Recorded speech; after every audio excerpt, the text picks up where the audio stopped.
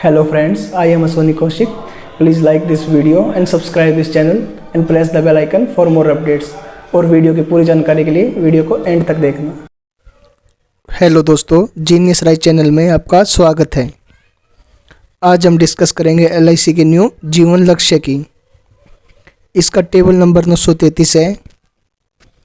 पहले इसका table number 833 था। 1 फरवरी 2020 से LIC ने इसे 833 से 933 कर दिया। ये LIC के इम्पोर्टेंट प्लान में से एक है। इसे कन्यादान पॉलिसी के नाम से भी जाना जाता है। जैसा नाम से क्लियर है, ये पॉलिसी हमारे द्वारा निर्धारित गोल मतलब लक्ष्य पाने में हेल्प करती है। इस पॉलिसी में हमें प्रोटेक्शन यानी रिस्क कवर और सेविंग यानी बचत दोनों सुरक्षा मिलती हैं। LIC अपने फाइनेंशियल परफॉर्मेंस यानी वित्तीय प्रदर्शन के आधार पर प्रॉफिट को बोनस और फाइनल एडिशन बोनस के रूप में LIC कस्टमर यानी बीमा धारक के साथ शेयर करती है। इस प्लान में बीमा धारक की डेथ यानी अनहोनी हो जाने पर फ्यूचर के सारे प्रीमियम माफ़ हो जाते हैं, यानी आगे उन्हें कोई किस्त या प्रीमियम पे नहीं करना पड़ता है। और साथ साथ सम एश्योर्ड यानी जितने का आपका बीमा है उसका 10% हर साल एनुअल इनकम के तौर पर मिलता है। मतलब जितने टाइम की किस्त बची हुई है तब तक 10% नॉमिनी को मिलेगा। उसके बाद मैच्योरिटी का सारा अमाउंट भी नॉमिनी को मिल जाता है। प्रीमियम पेइंग मोड यानी किस्त भुगतान। अब जान लेते हैं कि आप अपने प्लान की किस्त किन मोड्स में भर सकते हैं। वो है मंथली यानी हर महीने, क्वार्टरली यानी 3 महीने में, हाफली यानी 6 महीने में, ईयरली यानी 1 साल में। आप अपनी सुविधा के अनुसार इनमें से कोई भी किस्त भुगतान मीडियम चुन सकते हैं। ग्रेस पीरियड मोहलत या छूट अवधि। ग्रेस पीरियड वो टाइम है जिसमें आपको अपनी किस्त भरने के लिए एक्स्ट्रा टाइम मिलता है। इस दौरान आपका रिस्क कवर बना रहता है और कोई भी एक्स्ट्रा चार्ज नहीं लगता है। मंथली मोड में 15 दिनों का ग्रेस पीरियड होता है। क्वार्टरली, हाफली, ईयरली मोड में 30 दिनों का ग्रेस पीरियड होता है। एलिजिबिलिटी यानी प्लान लेने के लिए योग्यता। इस प्लान को लेने के लिए आपकी आयु 18 वर्ष की होना आवश्यक है। अगर आप 18 वर्ष के नहीं हैं तो आप ये प्लान नहीं ले सकते हैं। इस प्लान को लेने के लिए आपकी मैक्सिमम यानी अधिकतम आयु 50 वर्ष है। अगर आप 50 वर्ष से अधिक आयु के तो आप ये प्लान नहीं ले सकते हैं। इस प्लान में आपकी मैक्सिमम मैच्योरिटी एज यानी वो समय जब आपकी पॉलिसी पूरी हो जाएगी वो 65 वर्ष है। आइए इसे एक उदाहरण द्वारा समझते हैं। अगर आप 50 वर्ष के व्यक्ति को ये पॉलिसी दे रहे हैं तो आप उसे 15 वर्ष से अधिक की टर्म यानी अवधि नहीं दे सकते हैं। उसी तरह आप 45 वर्ष के व्यक्ति को 20 वर्ष से अधिक की अवधि नहीं दे सकते हैं। कहने का तात्पर्य है व्यक्ति को उतनी अवधि की पॉलिसी मिल सकती है कि मैच्योरिटी के समय उसकी आयु 65 वर्ष से कम हो और 65 वर्ष की आयु पार ना हो। पॉलिसी पीरियड यानी किस्त अवधि। ये वो अवधि है जितने समय तक आपकी पॉलिसी चलेगी। इस पॉलिसी को आप 13 वर्ष से 25 वर्ष तक पॉलिसी के पीरियड में ले सकते हैं। ये पॉलिसी आपको 5 वर्ष, 8 वर्ष, 10 वर्ष इस पीरियड में नहीं मिलेगी। आइए अब बात करते हैं प्रीमियम पेइंग टर्म की, यानी आपकी किस्त भरने की अवधि कब तक रहेगी। इस प्लान में आपने जितने वर्ष की पॉलिसी ली है उससे 3 वर्ष कम तक किस्त भरनी पड़ेगी। उदाहरण के लिए आप 15 साल की पॉलिसी लेते हैं तो आपका किस्त भरने का समय 12 वर्ष होगा और मैच्योरिटी का समय 15 वर्ष। उसी तरह आप 21 साल की पॉलिसी लेते हैं तो आपका किस्त भरने का समय 18 वर्ष होगा और मैच्योरिटी का समय 21 वर्ष। मतलब आपको आपके पॉलिसी पीरियड से 3 साल कम किस्त भरनी पड़ेगी।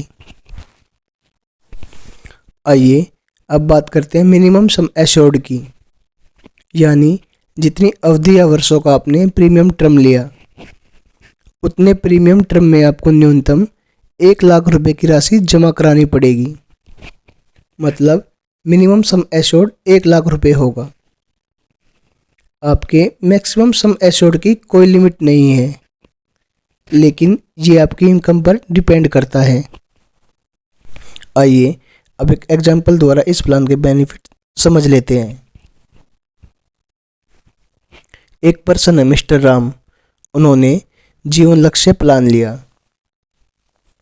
उनकी उम्र है 21 साल, टर्म है 21 साल, यानी उनका मैच्योरिटी पीरियड 21 साल है। प्रीमियम पेइंग टर्म यानी किस्त अवधि है 18 साल। जो हम पहले डिस्कस कर चुके हैं, किस्त अवधि कुल अवधि से 3 वर्ष कम रहेगी।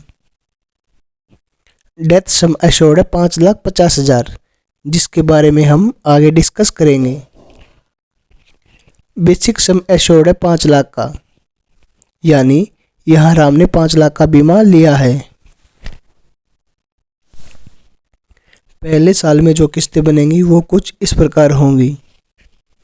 ईयरली 26,161 रुपये, हाफली 13,221 रुपये, क्वार्टरली 6,682 रुपये, मंथली 2,227 रुपये और पर डे होगा 71 रुपये। LIC किस्त पर फर्स्ट ईयर में 4.4% टैक्स लगाती है और उसके बाद बचे हुए वर्षों में 2.25% का टैक्स लगाती है। दूसरे साल से मिस्टर राम की किस्तें कुछ इस प्रकार होंगी। ईयरली 25,597 रुपये, हाफली 12,937 रुपये, क्वार्टरली 6,538 रुपये, मंथली 2,179 रुपये और पर डे होगा 70 रुपये। किस्त की राशि आपकी एज के अकॉर्डिंग कुछ कम या ज़्यादा हो सकती है। इस दौरान मिस्टर राम जो टोटल प्रीमियम पेड करेंगे, यानी यहाँ मिस्टर राम की किस्त अवधि 18 वर्ष है और वे जो कुल राशि जमा करेंगे वो होगी 4,61,310 रुपये। यहाँ मिस्टर राम का कुल बीमा 5 लाख का है, लेकिन वो जो राशि जमा करेंगे वो होगी 4,61,310 रुपये। ये राशि जमा कराने के बाद मैच्योरिटी पर उन्हें जो राशि मिलेगी, मतलब उनकी कुल अवधि 21 वर्ष होने पर जो राशि मिलेगी वो होगी सम एश्योर्ड 5 लाख रुपये, बोनस 4,83,000 रुपये, फाइनल एडिशन बोनस 50,000 रुपये, टोटल मैच्योरिटी अमाउंट 10,33,000 रुपये। यानी यहाँ मिस्टर राम ने 18 वर्ष में 4,61,310 रुपये जमा कराए और मैच्योरिटी पर यानी 21 वर्ष उपरांत उन्हें 10,33,000 रुपये मिल जाएंगे। यहाँ जो बोनस और फाइनल एडिशन बोनस शो है वो LIC द्वारा वर्तमान में डिक्लेयर जीवन लक्ष्य के बोनस रेट पर निर्धारित है। LIC हर साल बोनस रेट डिक्लेयर करता है। अगर आपने किसी और वर्ष पॉलिसी ली होगी तो आपका मैच्योरिटी अमाउंट इससे अलग होगा। आइए इस पॉलिसी के डेथ बेनिफिट के बारे में जान लेते हैं। पॉलिसी लेने से लेकर पॉलिसी पीरियड्स के दौरान राम के साथ कभी भी अनहोनी यानी उनकी डेथ हो जाती है और वो अपने परिवार के बीच नहीं रहते हैं तो नॉमिनी को इस केस में डेथ बेनिफिट मिलेगा। आइए हम इसे एक एग्जाम्पल से समझते हैं।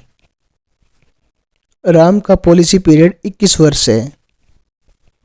पॉलिसी के 5वें वर्ष राम के साथ अनहोनी हो जाती है तो भी ये पॉलिसी बंद नहीं होगी। बचे हुए प्रीमियम का भुगतान LIC करेगी।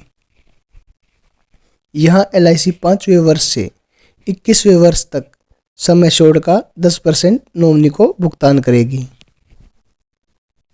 आइए इसे उदाहरण द्वारा समझते हैं। राम का बीमा 5 लाख का है, तो 5 लाख का 10% यानी कि 50,000 हर साल नॉमिनी को एनुअल इनकम के रूप में मिलेगा और पॉलिसी पूरी होने पर मैच्योरिटी का अमाउंट भी नॉमिनी को मिल जाएगा।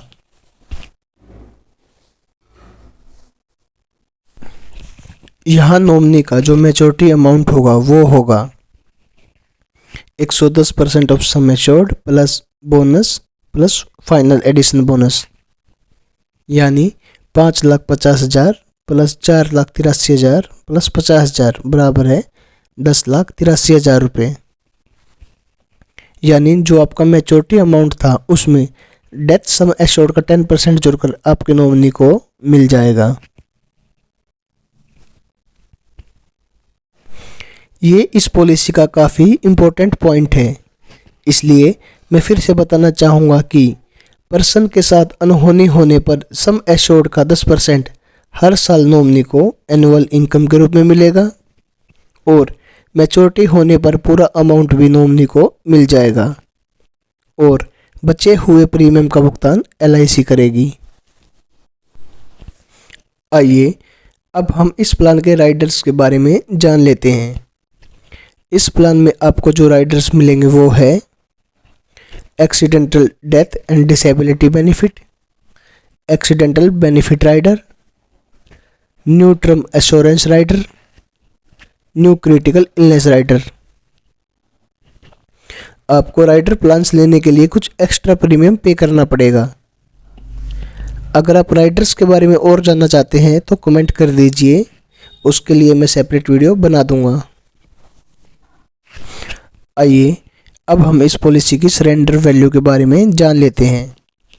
बीमा धारक पॉलिसी लेने के 2 साल बाद पॉलिसी सरेंडर कर सकते हैं, यानी पॉलिसी बंद कर सकते हैं। आप ध्यान रखें, जब भी आप पॉलिसी सरेंडर करेंगे आपको काफ़ी नुकसान होगा। पॉलिसी लेते वक्त सोच समझकर उतने समय एश्योर्ड की पॉलिसी ले कि प्रीमियम भरने में आपको प्रॉब्लम ना हो और आपको पॉलिसी सरेंडर ना करनी पड़े। आइए इस प्रीमियम की लोन फैसिलिटी को जान लेते हैं। लोन फैसिलिटी प्रीमियम 2 वर्ष भुगतान करने के बाद मिलता है। लोन की वैल्यू इस बात पर निर्भर करती है कि पॉलिसी कितने साल चली है और उसकी सरेंडर वैल्यू क्या है। इन फोर्स यानी चालू पॉलिसी के लिए आपको 90% ऑफ सरेंडर वैल्यू मिलेगा। पेड अप पॉलिसी के लिए आपको 80% ऑफ सरेंडर वैल्यू मिलेगा। रिवाइवल ऑफ पॉलिसी, रिवाइवल माने बंद पॉलिसी को फिर से स्टार्ट करना। यदि आपने कुछ वर्ष तक प्रीमियम का भुगतान किया, उसके बाद अपनी किस्त का भुगतान नहीं किया, तो आपकी पॉलिसी बंद हो जाएगी। आप इस पॉलिसी को 5 वर्ष के अंदर बकाया प्रीमियम इंटरेस्ट के साथ भरकर फिर से चालू करा सकते हैं। पेड अप वैल्यू, इसके अंतर्गत बीमा धारक ने 2 वर्ष या उससे अधिक का प्रीमियम पेड कर दिया हो और किसी भी कारण पॉलिसी का भुगतान करना बंद कर दिया हो, तो ये पॉलिसी बंद नहीं होगी। पॉलिसी कवरेज घटे हुए सम एश्योर्ड के साथ चालू रहती है। कोई भी बीमा धारक जो अपनी पॉलिसी बंद करना चाहता है, उसके लिए पेड अप वैल्यू की जानकारी काफ़ी इम्पोर्टेंट है। इसके ऊपर आगे हम डिटेल में वीडियो बनाएंगे। टैक्स बेनिफिट, इस प्लान के अंतर्गत आप जो प्रीमियम पेड करेंगे उसमें आपको सेक्शन 80C के तहत छूट मिलेगी। इस प्लान के तहत मैच्योरिटी अमाउंट पर आपको सेक्शन 10D के तहत छूट मिलेगी। Settlement option for maturity and death benefit, यहाँ आप जानेंगे कि आप अपनी पॉलिसी की मैच्योरिटी या डेथ अमाउंट कैसे लें। नंबर 1, लंप सम अमाउंट, मतलब एक बार में आपको सारा भुगतान हो जाता है। अगर मैच्योरिटी अमाउंट है तो पॉलिसी होल्डर को पैसा मिलता है और डेथ अमाउंट है तो नॉमिनी को पैसा मिलता है। इन इंस्टॉलमेंट। इसमें बीमाधारक चाहे तो मैच्योरिटी या डेथ बेनिफिट 5, 10 या 15 साल में मंथली, क्वार्टरली, हाफली, ईयरली इंस्टॉलमेंट में ले सकता है। सिर्फ पॉलिसी होल्डर ही सेटलमेंट ऑप्शन चेंज कर सकता है। पॉलिसी होल्डर के बाद नॉमिनी को सेटलमेंट ऑप्शन चेंज करने का अधिकार नहीं होता है। दोस्तों, ये थी हमारी वीडियो LIC के जीवन लक्ष्य पर। उम्मीद करता हूँ आप अच्छे से समझ गए होंगे। अगर अब भी आपको कोई डाउट है तो आप कमेंट कर पूछ सकते हैं। और प्लीज़ वीडियो को लाइक और चैनल को सब्सक्राइब कर दीजिए। Thanks for watching.